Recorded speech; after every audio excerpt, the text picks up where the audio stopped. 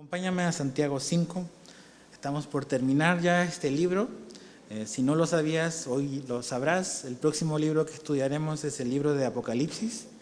Terminando el libro de Santiago, quizás en unos 2 o 3 domingos más ya comenzaremos el libro de Apocalipsis, pero vamos a leer del verso 1 al verso 5 o al verso 6 y dice así, Santiago 5, 1 al 6.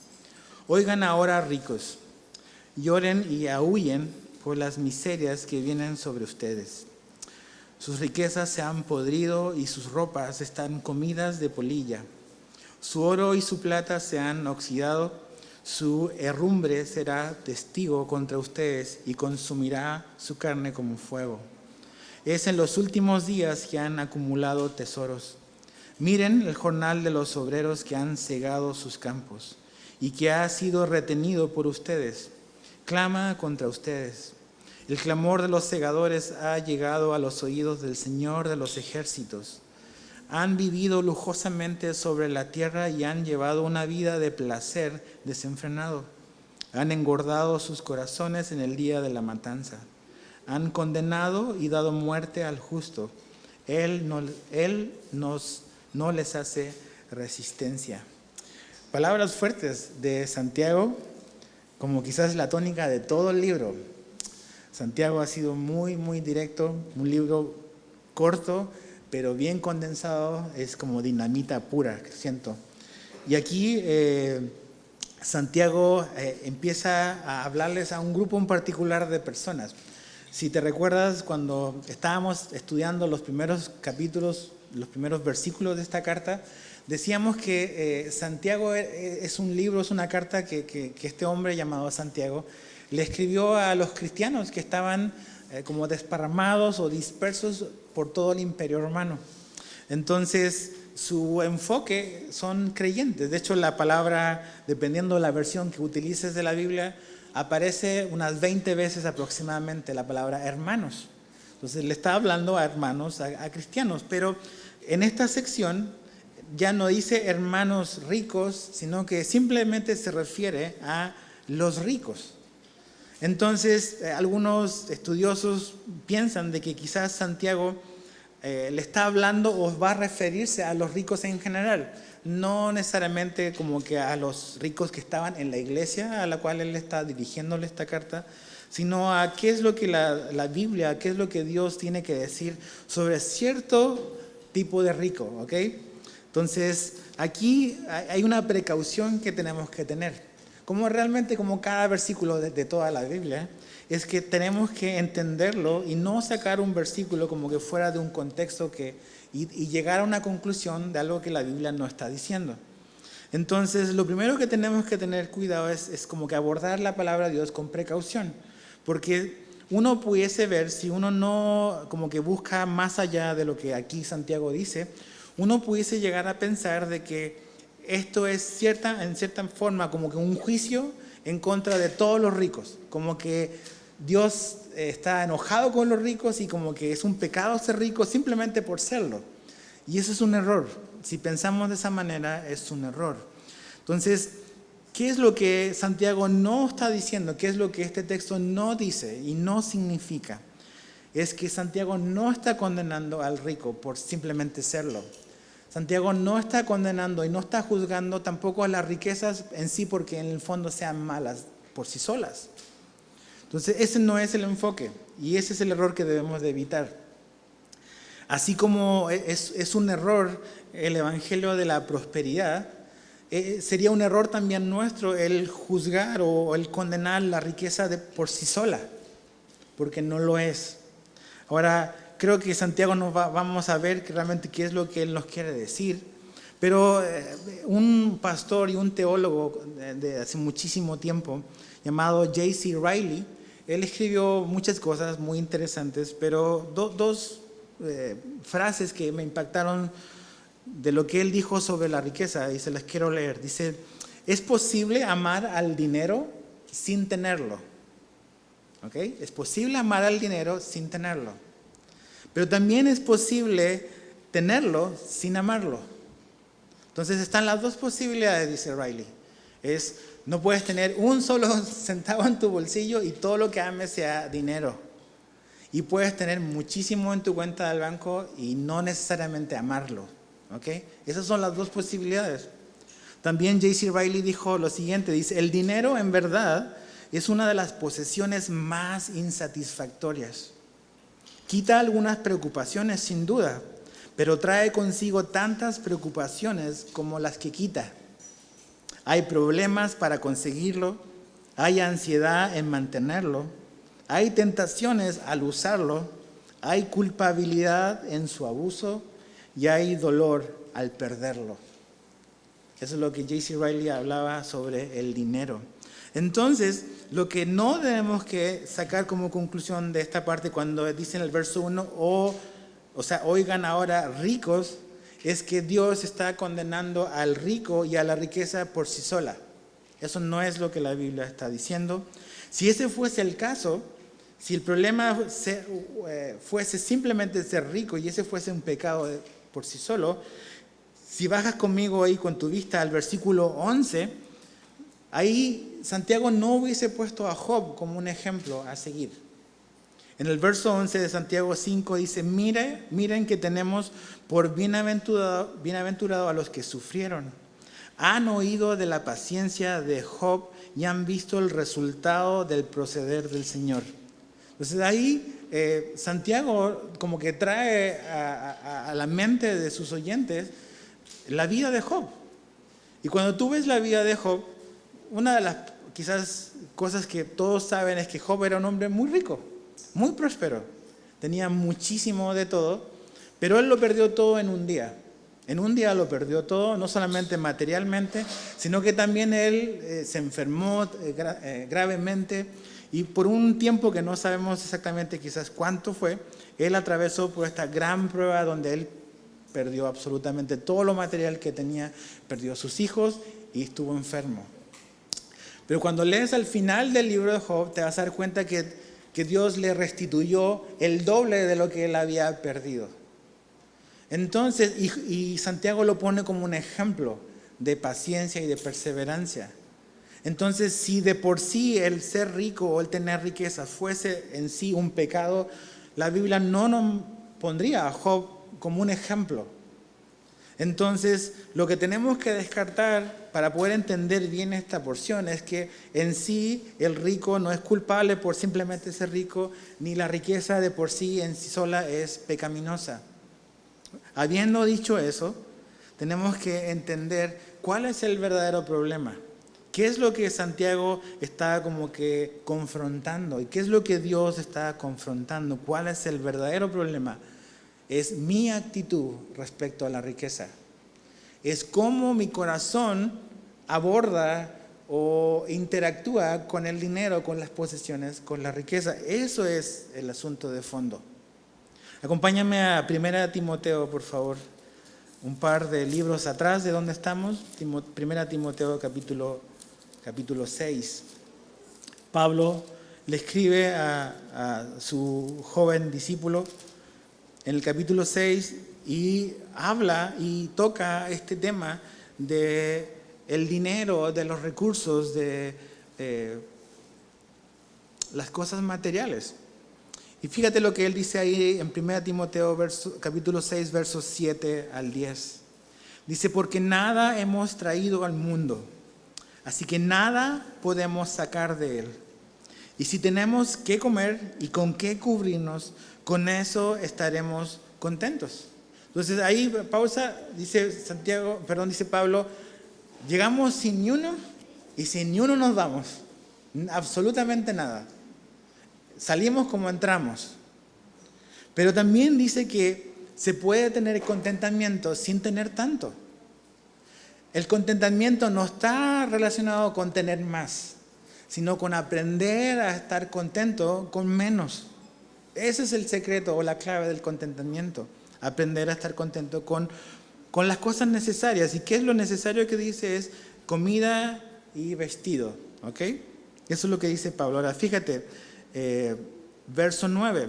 Pero los que quieren enriquecerse. ¿Ok? Aquí Pablo está hablando no solamente O sea, de hecho está hablando del que quiere ser rico. Ni siquiera está hablando del rico en sí, sino del que quiere enriquecerse. ¿Ok? Todos podemos entrar en esa categoría. Dice, pero los que quieren enriquecerse, ya sea tienes 100 pesos, quieres tener 200, te quieres enriquecer. Igual. ¿Ok? No hablemos de millones, es querer tener más de lo que tengo. Dice, pero los que quieren enriquecerse caen en tentación y lazo y en muchos deseos necios y dañosos que hunden a los hombres en la ruina y en la perdición. Porque la raíz de todos los males es el amor al dinero, por el cual, codiciándolo algunos, se extraviaron de la fe y se torturaron con muchos dolores. Okay, el verso 10 es muy importante porque muchas veces ese versículo lo hemos entendido mal y a veces lo repetimos mal también. A veces lo hemos entendido en nuestra mente y leemos en nuestra mente porque la raíz de todos los males es el dinero. Y no es el dinero. La raíz de todos los males es el amor al dinero. ¿Ok? Ese es el problema de fondo. Entonces la Biblia no está diciendo que el dinero está mal. La Biblia está diciendo que tengo que cuidar mi corazón y mi actitud respecto al dinero y respecto a la prosperidad y respecto a los bienes materiales. Ese es el problema de fondo. Entonces, si mi anhelo y mi deseo es a toda costa querer hacerme rico, querer tener más, es peligroso. Eso conlleva ciertos riesgos y ciertos peligros que tenemos que tener mucho cuidado. Y creo que Pablo lo menciona en los versos que le siguen. Mira, baja ahí con tu mirada del mismo capítulo 6, todavía seguimos en 1 Timoteo, capítulo 6, pero baja hasta el verso 17, por favor. Del verso 17 dice, a los ricos de este mundo. Ok, Pablo está asumiendo y está consciente de que en la iglesia en la que Timoteo pastorea hay ricos. Por algo le dice, enséñales esto a los ricos. ¿Ok? Entonces, recordemos esto, por favor, familia. Nosotros hoy vivimos en el año 2021. El rango y el espectro de la clase social es muy, muy amplio. Hay gente que tiene muchísimo, muchísimo dinero. Y hay gente que tiene nada, absolutamente nada. Y entre medio hay un rango muy amplio de posibilidades y de realidades. Okay. En la época en que el Nuevo Testamento fue escrito y en que los primeros cristianos vivieron, no había ese espectro grande de clases sociales. Había un grupo muy, muy pequeño de ricos, un porcentaje mínimo, y la gran mayoría no era clase media, como lo es quizás hoy. El gran espectro, el gran porcentaje era gente muy, muy pobre. Entonces, cuando aquí Pablo le está diciendo a Timoteo, tienes que enseñarle a los ricos cristianos que sean de una cierta manera, es un porcentaje muy mínimo, pero habían ricos creyentes. Entonces, ese no es el problema. El problema es, como dices Pablo, es ¿cuál es mi actitud? Entonces le dice el verso 17, a los ricos de este mundo, enséñales que no sean altaneros. Okay, estos son los peligros de la riqueza. Primero, ser altanero, ser orgulloso, ser arrogante. Es un peligro del dinero y de la riqueza. Después dice, ni pongan su esperanza en la incertidumbre de la riqueza. Segundo peligro del dinero, te da un falso sentido de seguridad. El dinero te hace pensar que si tienes mucho, que no te va a pasar nada, que estás muy tranquilo y muy seguro. Y nada te va a suceder. Todo lo puedes arreglar con dinero. No, todo no se puede arreglar con dinero. Entonces, si tú pones tu esperanza en el dinero, como dice Pablo, estás poniendo tu fe en algo que es incierto, que no es firme, que no es seguro, que eso se puede caer.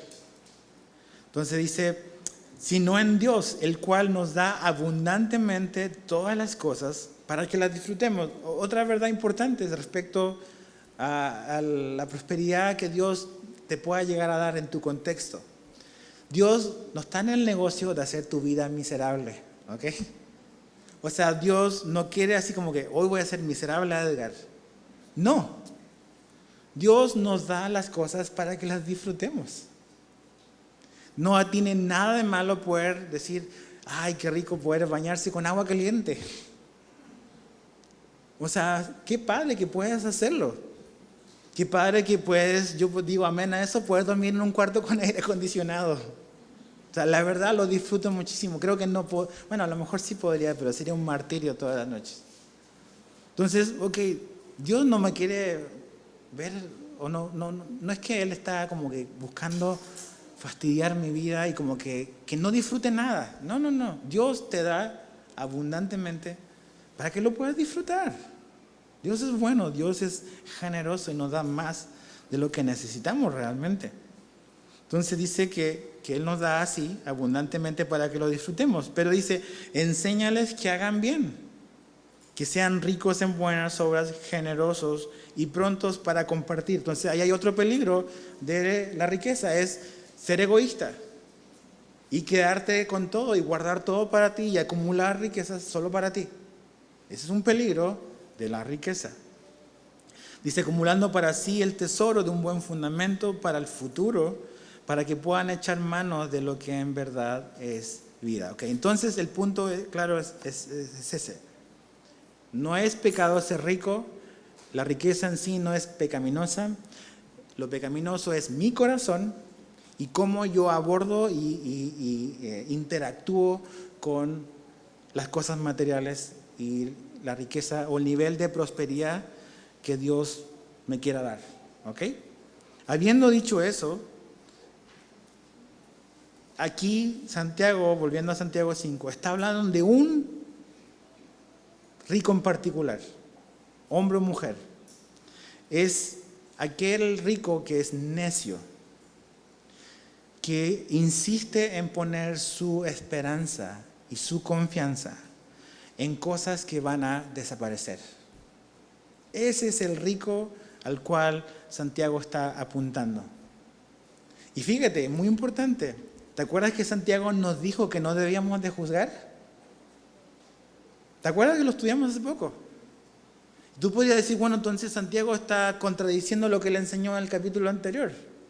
Pues te acuerdas que decíamos de que lo que realmente la Biblia prohíbe no es juzgar, no es emitir un juicio sobre algo, es no podemos juzgar motivaciones ni intenciones del corazón, pero obras, enseñanzas, filosofías, maneras de ver la vida, claro que podemos hacerlo. Y Santiago lo está demostrando. Está apuntando una manera de ver la vida, una cosmovisión, una manera de interpretar esta vida que finalmente es la de una persona que su vida se trata de acumular, de poner su confianza en todo lo que tiene y mientras más tenga, más seguro de sí mismo está. Ese es el rico, ese es el rico en particular al cual Santiago se está dirigiendo, no al rico en general, como condenándolos a todos. ¿Ok? Entonces, habiendo dicho eso, ¿qué es lo que este rico y nosotros necesitamos recordar y saber sobre las riquezas en sí? Fíjate el verso 2 de Santiago 5, dice, sus riquezas se han podrido y sus ropas están comidas de polilla. Su oro y su plata se han oxidado, su herrumbre será un testigo contra ustedes y consumirá su carne como fuego. Es en los últimos días que han acumulado tesoros. ¿Qué es lo que Santiago nos quiere hacer ver y qué es lo que Santiago le quiere hacer ver a este rico en particular? Es que todo lo material va a desaparecer, todo lo que nosotros consideramos como valioso terrenalmente va a desaparecer. La riqueza, ya sea como tú la quieras definir, en posesiones, en cosas materiales, terrenales, todo eso va a desaparecer. El destino de toda riqueza terrenal es desaparecer. La riqueza se va a podrir, dice Santiago, la ropa se va a estropear, los metales se van a echar a perder. Y Santiago está usando estas palabras y usando estos conceptos porque era básicamente en cómo se medía la riqueza en el primer siglo. Cuando habla de esta riqueza que se va a podrir, probablemente se está refiriendo a comida, al grano, al trigo. La gente acumulaba esas cosas Y esa era una evidencia de ser un hombre rico. Tener los graneros llenos de grano para ti, para vender, para hacer negocio. Entonces, si lo pudiese mostrar ahora, es tener tu despensa así rebosante de comida y como que siempre estar acumulando, pensando y olvidándote de que la comida se va a echar a perder. ¿De qué te sirve tener tanto si se pudre y se echa a perder? Cuando habla de la ropa que se va a estropear, ¿de qué te sirve tener 30 pares de zapatos? Mujeres, hermanas queridas, ¿necesitas esos 30 pares de zapatos para vivir? ¿O no? Hombres, necesitamos toda esa colección de relojes que tenemos a lo mejor, o de celulares, o de pares de pantalones para vivir, o esa camisa. Necesitamos eso para vivir. Tenemos que pensar. Este necio, rico, piensa y vive su vida pensando de que eso va a ser eterno y que nunca, o que siempre lo va a poder tener, o que siempre lo va a poder conseguir. Todo eso va a desaparecer. Todo es perecedero. Absolutamente todo lo terrenal es perecedero. Entonces este rico es necio porque está agarrado de algo que va a desaparecer. Y Dios quiere sacarlo de su error y abrirle los ojos para que ponga su fe, porque tiene fe, nada más que la tiene en el lugar equivocado. Ponga su fe en alguien que es eterno y que no es perecedero, que es Dios. ¿Ves? El hombre que es rico no es que es un hombre sin fe, es un hombre que tiene fe en lo que él puede hacer y en lo que él tiene. No es un ateo. Él cree en sí y cree en el poder de las cosas que él tiene. Y mientras tenga eso, está muy, muy seguro. El problema es que está en tejado de cristal. Eso se rompe, eso se cae. Y quizás una de las cosas, hay muchísimas cosas que quizás lecciones que hemos aprendido en esta pandemia, pero dos de ellas es que esta pandemia nos ha recordado que nuestra salud es frágil y que nuestra economía es frágil. Y siempre ha sido así. No es que la pandemia cambió la realidad, siempre ha sido así. Nada más que a veces no estábamos tan conscientes de eso. Entonces, si tú estás poniendo tu esperanza y tu confianza en las cosas terrenales, las cosas que has acumulado en este mundo, déjame decirte que la Biblia te dice que eso es lo más necio que puedes hacer o que yo puedo hacer. Sí, Dios nos da las cosas para que las disfrutemos, sí, la Biblia lo dice, mas no para que pongamos nuestra fe en eso. Porque aún y que es una bendición de Dios, esa bendición terrenal y material es temporal. Hay otras bendiciones más importantes para Dios que eso. Entonces, el destino de las riquezas de este rico son perecederas, van a morir, van a acabarse. Por eso dice, lloren y aúllen, porque la miseria al final es grande. Entonces, ¿qué tenemos que hacer? Mira, ¿dónde podemos ver un ejemplo de algo que Jesús nos diga respecto a esto? Acompáñame al primer libro del Nuevo Testamento, al Evangelio de Mateo, por favor. Mateo capítulo 6. ¿Cómo debemos de ver las riquezas según los ojos de Jesús y según los ojos del Evangelio? ¿Cuál debe ser nuestra postura respecto a las cosas materiales? Jesús lo dijo, Mateo 6, verso 19 en adelante. Dice, no acumulen para sí tesoros en la tierra, donde la polilla y la herrumbre destruyen y donde ladrones penetran y roban. Ok, Santiago, el medio hermano de Jesús, está simplemente repitiendo las palabras que oyó de su medio hermano de Jesús. La polilla, la herrumbre. Entonces dice, no acumulen tesoros aquí, dice Jesús, porque aquí se va a echar a perder, se lo pueden robar. Dice, verso 20 de Mateo 6, si no acumulen tesoros en el cielo, donde ni la polilla ni la herrumbre destruyen, y donde ladrones no penetran ni roban. Porque donde esté tu tesoro, allí estará también tu corazón. Si bajas después, Jesús dice que no podemos servir a Dios y a las riquezas. Son cosas incompatibles en la vida de un seguidor de Jesús. Entonces, las cosas materiales tienen fecha de caducidad. De hecho, veía un documental hace tiempo atrás de los diseñadores industriales, donde hablaban de que efectivamente los productos se crean incluso terrenalmente con una fecha de caducidad. Una impresora está diseñada para que imprima no sé cuántas miles de copias y ya va a dejar de funcionar. Los proyectores están diseñados para que alumbren cierta cantidad de días o de horas y después dejan de funcionar. Así es la vida y así es todo lo que tenemos en esta vida. Entonces vale la pena, familia, todos los días vivir solamente para eso. Vale la pena levantarte todos los días y que esa sea tu única motivación. El vivir para tener más. El vivir para comprar algo nuevo. Si esa es la motivación de tu vida, qué tristeza, realmente. Entonces Jesús nos dijo, no vivamos para eso. Disfrutemos de lo que Dios nos da. Amén a todo eso. Pero la vida no se trata de lo que tenemos materialmente. Entonces, volviendo a Santiago, ¿qué es lo que hace a este rico que Santiago menciona como culpable? ¿Qué es lo que Santiago está como que juzgando de él? ¿Qué es lo que Dios está juzgando de este hombre, del perfil de este hombre o mujer rico? Su pecado no es simplemente tener dinero, ese no es el problema, como dijimos. El problema es lo que Santiago aquí va a decirnos. Y lo primero que vemos está al final del verso 3. Dice, es en los últimos días que han acumulado tesoros.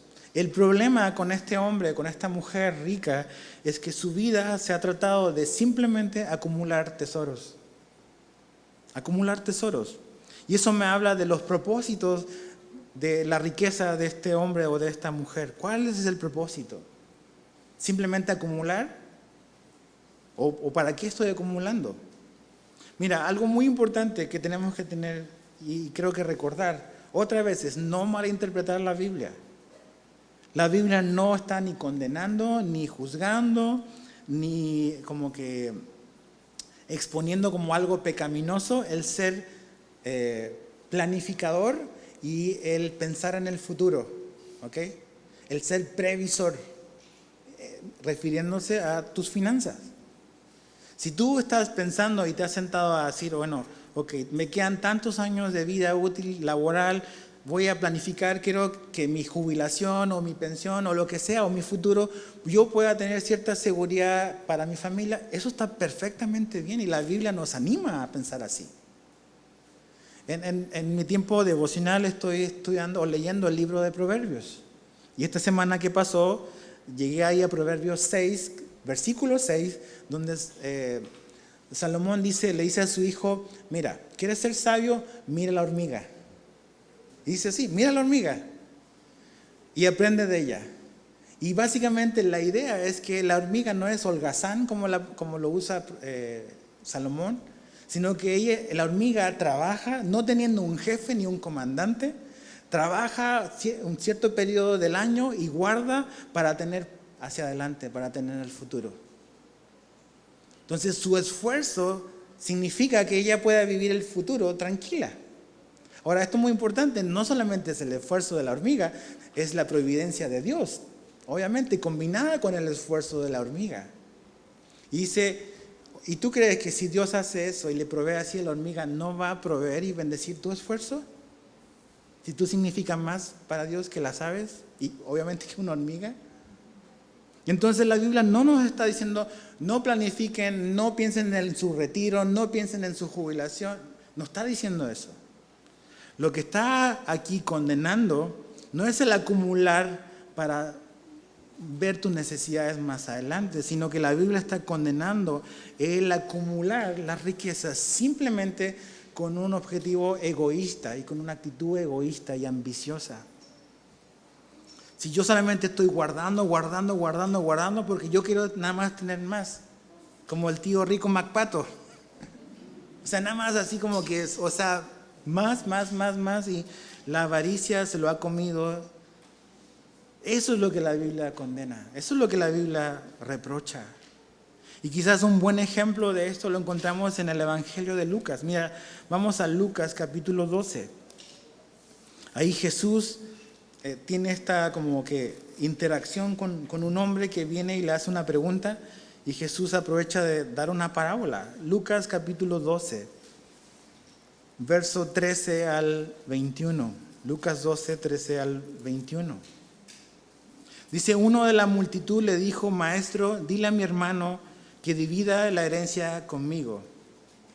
Dice, básicamente este hombre dice, a ver, ¿quién me puede ayudar a resolver mi problema? Voy a ir con Jesús, a ver si me echa la mano. Y Jesús dice, no, yo no estoy interesado en arreglar tus problemas legales. Interesante. Dice, pero Jesús va a aprovechar eso para darle una buena lección. Dice, hombre, le dijo Jesús, ¿quién me ha puesto por juez o árbitro sobre ustedes? O sea, ¿quién soy para arreglar tu problema legal? Dice, también les dijo, estén atentos y cuídense de toda forma de avaricia, porque aun cuando alguien tenga abundancia, su vida no consiste en sus bienes. Muy importante, siglo XXI. Tu vida no está definida ante los ojos de Dios por lo que tú tienes o lo que yo tengo materialmente. ¿Ok? Este mundo nos etiqueta, nos califica por rico, clase media, lo que quieras, por lo que tú y yo tenemos. Te etiqueta por con quién te relacionas, te etiquetas en el mundo en el que te desenvuelves, te ponen una serie de etiquetas por lo que tenemos. Okay, con Dios no es así. Porque Dios nos dice y Jesús nos dice que la vida no se trata y no está definida por las cosas materiales que tenemos. Por eso tenemos esperanza. Ahora fíjate, verso 16, entonces les contó una parábola. La tierra de cierto hombre rico había producido mucho, y él pensaba dentro de sí, ¿qué haré ya que no tengo dónde almacenar mis cosechas? Entonces dijo, esto haré, derribaré mis graneros y edificaré otros más grandes, y allí almacenaré todo mi grano y mis bienes. Y diré a mi alma, alma, tienes muchos bienes depositados para muchos años, descansa, come, bebe, diviértete. ¿Te das cuenta cuál es el énfasis de este hombre? Todo se trata de él, de diversión, de comida, de fiesta, de descanso, de todo eso. Y fíjate lo que Jesús dice, pero Dios le dijo, necio, esta misma noche te reclaman el alma, y ahora, ¿para quién será lo que has provisto? Así que el que acumula tesoros para sí y no es rico para con Dios. ¿Te das cuenta? Este hombre nada más quería tener más para acumular. ¿Acumular para quién? Para sí. Entonces, este es el asunto. El problema, o no es lo mismo acumular para ti que acumular para compartir. Son cosas distintas. Este hombre que vemos en esta parábola acumuló ¿para quién? Para sí nada más, no para compartir. Solo está pensando en la pachanga, en la fiesta, en la comida, en descansar, en las vacaciones. Esas cosas de por sí no son nada malas, pero si toda tu vida se trata de comida, fiestas, vacaciones y descanso, tus prioridades están mal. Dios no te dio, no me dio los recursos para que mi vida sea una vacación completa. Cuando Él nos prospera y Él nos da, es también para poder compartir. Entonces, acumular no es malo, acumular para nosotros es malo, pero acumular para compartir está bien. Eso es lo que la Biblia nos anima a hacer. Ahora, volviendo a Santiago, me llama mucho la atención lo que él dice al final del verso 3 otra vez dice, es en los últimos días que han acumulado tesoros. Otras versiones ponen los últimos tiempos. Y pensaba un poco en esto, y esto va para nosotros, familia. creo que, bueno, desde que Jesús vino y resucitó y subió al cielo de vuelta, la iglesia ha estado viviendo los últimos tiempos. Pero imagínate, hace 2000 años que la Biblia nos dice que ya estamos en los últimos tiempos. O sea, creo que 2000 años después, de verdad estamos en los últimos de los últimos tiempos. ¿Verdad? Entonces, ¿qué es lo que creo que esto es una palabra para nosotros? Yo creo de verdad que estamos en los últimos tiempos. Esa es mi convicción personal. Yo creo que Jesús viene muy pronto. Y si había un tiempo en tu vida en la cual no debía de estar afanado y buscando las cosas de este mundo, es este tiempo. No puedes estar perdiendo tu vida, tu tiempo, tus recursos en los últimos tiempos. No puedes hacer eso. No podemos. ¿Por qué? Porque Jesús está a la vuelta de la esquina. Entonces, este hombre o este rico, o sea, ni le interesa que Jesús va a regresar. Está solamente pensando en cuánto voy a sacar aquí, cuánto voy a ganar allá, cuánto me van a pagar acá. Esa es su vida. Entonces, tú y yo no podemos caer en eso. No podemos vivir para este mundo sabiendo que estamos en los últimos de los últimos tiempos. No había peor tiempo para estar lejos de Jesús y para estar lejos de su iglesia. No te alejes ahora. No te enredes en las cosas de este mundo, menos ahora. Nunca fue buena idea, pero menos ahora. Ok, ahí se fue mi publicidad. Tercera cosa que hace a estos ricos como culpables está en el verso 5. Verso 4. Dice, miren el jornal de los obreros que han cegado sus campos y han sido retenidos por ustedes. Clama contra ustedes. El clamor de los segadores ha llegado a los oídos del Señor de los ejércitos. Lo segundo que hace a estos ricos culpables es que ellos han retenido el jornal de sus obreros. Podemos decirlo, ellos han retenido el salario, el sueldo de sus trabajadores, de la gente que trabaja para ellos. Entonces, esto me habla de, no solamente es el propósito de las riquezas de este rico que Dios está condenando, sino también el origen de su riqueza. Este hombre se ha enriquecido a cuesta de sus trabajadores. No porque sus trabajadores han trabajado bien y han bendecido el negocio, sino porque este hombre le ha robado de su salario a sus trabajadores. Eso es lo que la Biblia está condenando. El origen de la riqueza de este hombre o de esta mujer. Tú ves a hombres que son netamente emprendedores y ves cómo comenzó yo admiro mucho a este hombre, a Elon Musk, el creador de Tesla y de todas estas cosas que él inventó. Y ves su vida, cómo él inventó este rollo del PayPal. ¿Ubican PayPal? O sea, él fue el creador de PayPal.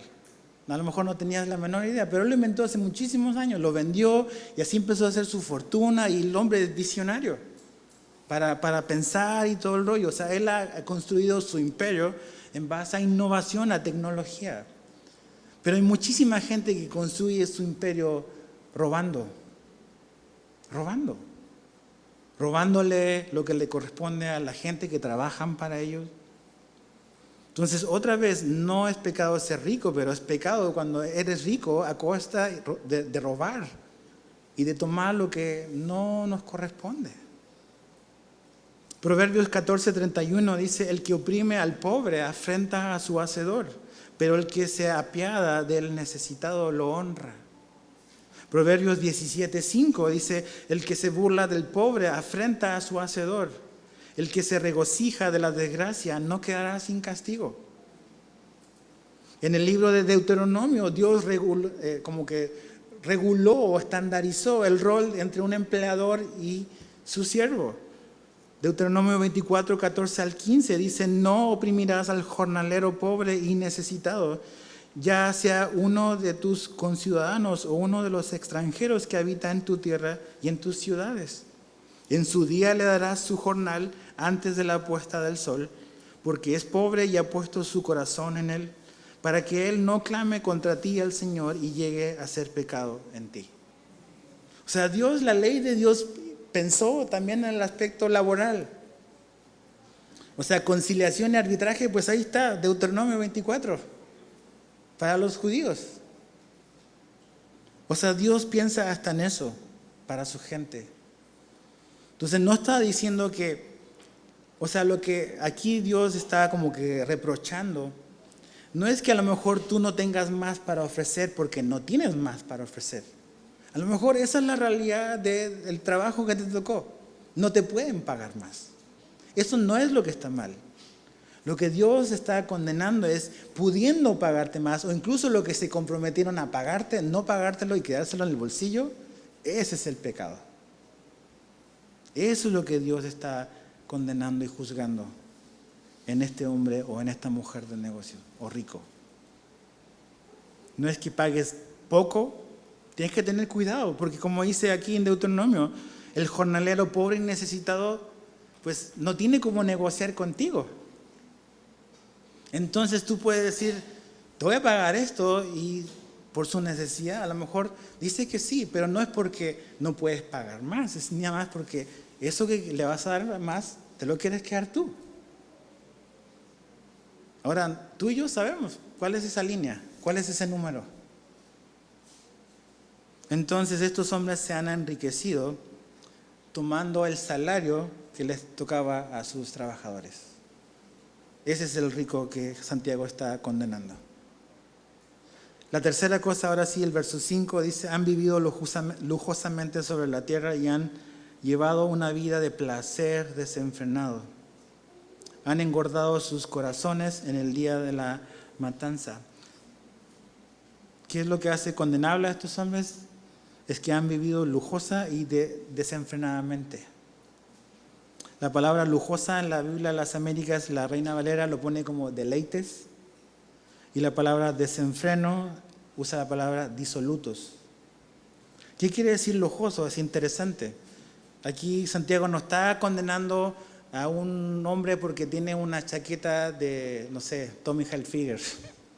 No es la marca que llevas en tu ropa lo que habla de una vida lujosa. La palabra lujosa quiere decir suave, delicada. Y la idea es que este hombre o esta mujer o esta familia ha usado todos sus recursos para vivir una vida lo más suave y libre de asperezas en su vida, que los ha llevado en cierta manera a vivir una vida desconectada con su realidad.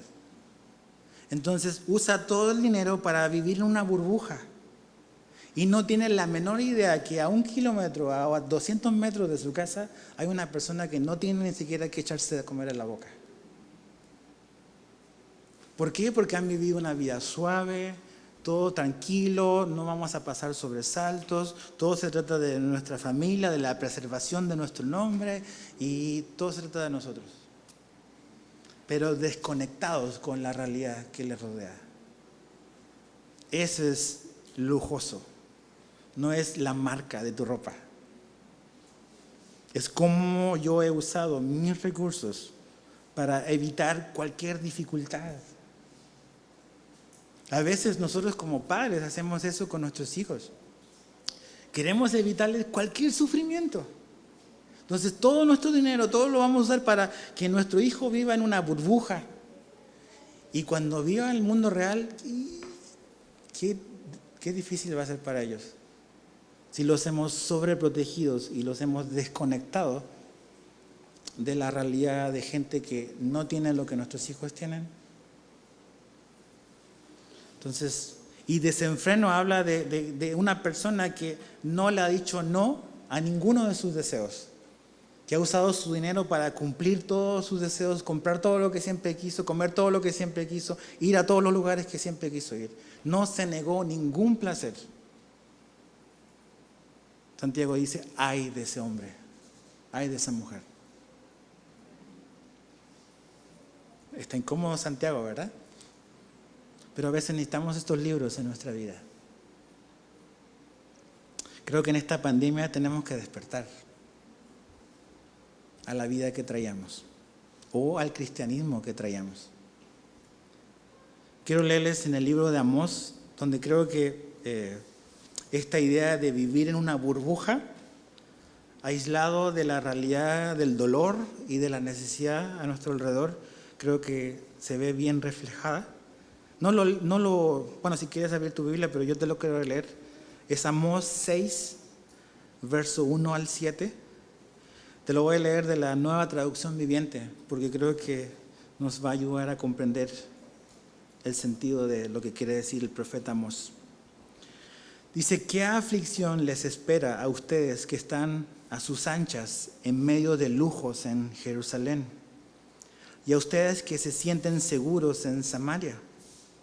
Son famosos y conocidos en Israel y la gente acude a ustedes en busca de ayuda. Pero vayan a Calné y vean lo que ocurrió allí. Vayan luego a la gran ciudad de Hamat y desciendan a la ciudad filistea de Gat. Ustedes no son mejores que ellos y miren cómo fueron destruidos. No quieren pensar en el desastre que viene, pero sus acciones solo acercan más el día del juicio. Qué terrible será para ustedes que se dejan caer en camas de marfil y están a sus anchas en sus sillones comiendo corderos tiernos del rebaño y becerros selectos engordados en el establo. Entonan canciones frívolas al son del arpa y se creen músicos tan magníficos como David. Verso 6 dice: beben vino en tazones llenos y se perfuman con lociones fragantes. Y fíjate, no les importa la ruina de su nación. Por tanto, ustedes serán los primeros en ser llevados cautivos. De repente se acabarán todas sus fiestas. ¿Te das cuenta? Ahí está. Un grupo de gente, de la gente de Dios, del pueblo de Dios, viviendo aislados en una burbuja, totalmente desconectados, como dice ahí, a la tragedia de su nación. Entonces, probablemente aquí todos hemos sufrido algo esta temporada. A lo mejor conocemos gente que ha sufrido muchísimo más esta temporada, que ha perdido familiares, que ha perdido trabajo, que ha perdido a lo mejor otras cosas que no podemos mencionar. Lo peligroso es que si nuestro enfoque y nuestra meta es simplemente querer progresar y tener más, y nuestra meta simplemente es acumular más y buscar nuestro bienestar, puede ocurrir algo como esto, que vivamos en una completa desconexión de la realidad, del sufrimiento ajeno, de la necesidad de otro. Entonces, la vida lujosa y desenfrenada, diciéndole sí a todos tus deseos, es peligrosa. Y eso es lo que Santiago está subrayando y lo que Dios está subrayando. Eso es pecado, eso está mal. Y lo último está en el verso 6. Dice: han condenado y dado muerte al justo. Él no les hace resistencia. Estos vemos como que los alcances de la riqueza de estos hombres o de estos grupos. Básicamente, estos ricos controlan la impartición de justicia. Y eso ha sido algo bien común a lo largo de la historia de la humanidad. Tienes dinero, tienes acceso a mejores abogados. Tienes muchísimo dinero, tienes acceso al juez. ¿Y qué es lo que haces? Lo manipulas para beneficiarte y perjudicar al justo y al inocente. De hecho, en el capítulo 2, Santiago dice algo interesante. Capítulo 2, verso 6, dice: pero ustedes han despreciado al pobre. Dicen: ¿no son los ricos los que los oprimen y personalmente los arrastran a los tribunales? ¿Ya se les olvidó? Dice. Ustedes que están haciendo acepción de personas y viene el rico a la iglesia y los sientan adelante y los atienden súper bien. Dice: son ellos mismos los que le están haciendo la vida difícil. Están manipulando con su dinero la justicia. Dice: y el inocente incluso muere. Y dice: y no presenta resistencia alguna porque no puede luchar contra el sistema. sus víctimas no presentan resistencia. Entonces, ¿te das cuenta? El problema no es la riqueza. Es qué es lo que la riqueza revela de nuestro corazón. A veces la gente dice, el dinero cambia a las personas. No, yo creo que el dinero no cambia a las personas. El dinero muestra lo que la persona es y siempre ha sido. Entonces, ¿qué tenemos que hacer? Lo que Jesús dijo. Dios no nos ha llamado a acumular tesoros para nosotros en este mundo. Nuestra vida no se trata de lo que acumulamos acá. Y si Dios te ha dado la habilidad, porque Dios da esa habilidad, ve y busca en internet los 10 hombres más ricos del mundo. Dios le dio la habilidad a esos hombres para ser hábiles con el dinero, hábiles para hacer negocios. Lo reconozcan o no lo reconozcan ellos. Es la gracia de Dios. Pero si Dios te ha dado a ti, tú eres un creyente, la habilidad, o te ha provisto de recursos más de lo que se los ha provisto a otros, eres más responsable ante Dios con lo que Dios te ha dado. Si Dios te ha dado mucho, sé generoso. Pero la Biblia no nos llama, o no llama solamente al que tiene más a dar. El dar es un llamado que Dios le hace a toda su gente. Entonces, no acumulemos tesoros aquí, se van a perder. Disfruta todo lo que Dios te da, disfrútalo. Disfruta tu aire acondicionado, yo lo disfruto todas las noches. Pero ahora se me echó a perder. Y bajé a dormir a la sala porque ahí está más fresco, de verdad. Y digo, gracias Señor, porque a veces se me olvida que está el aire funcionando. Disfruta eso. Pero que eso no cree una burbuja. Y que no cree en nosotros un corazón desconectado de lo que sucede a nuestro alrededor. Vivimos tiempos muy difíciles, familia. La única esperanza que tenemos es ser llenos del Espíritu de Dios. Y recordar, como Santiago va a decir la próxima semana, dice 3 veces, el Señor está pronto a venir. Entonces, haz que tu día cuente, porque no sabes qué viene mañana. ¿Va? ¿Oramos?